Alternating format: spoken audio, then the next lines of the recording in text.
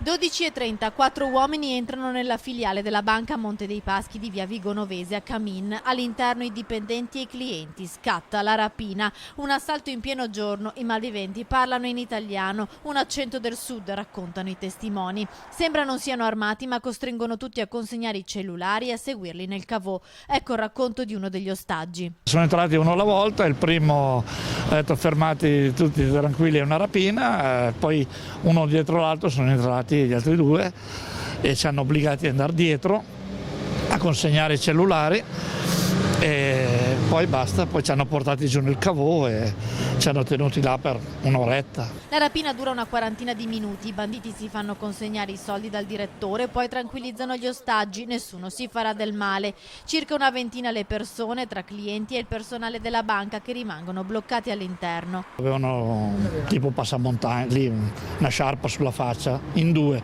invece uno a viso scoperto. Insomma, sinceramente quando te li vedi entrare non sai che reazione puoi avere. A me è la prima esperienza, però insomma. Alla fine i malviventi scappano, 3 quelli sicuramente entrati nell'istituto di credito, un quarto forse aveva il ruolo dell'autista. Ancora sconosciuta l'entità del bottino. L'allarme viene lanciato dopo la fuga, quando i banditi sono ormai lontani. Sul posto le volanti della polizia, la squadra mobile e la scientifica per i rilievi. Si stanno analizzando le telecamere di videosorveglianza della zona. Nessuno degli ostaggi è rimasto ferito.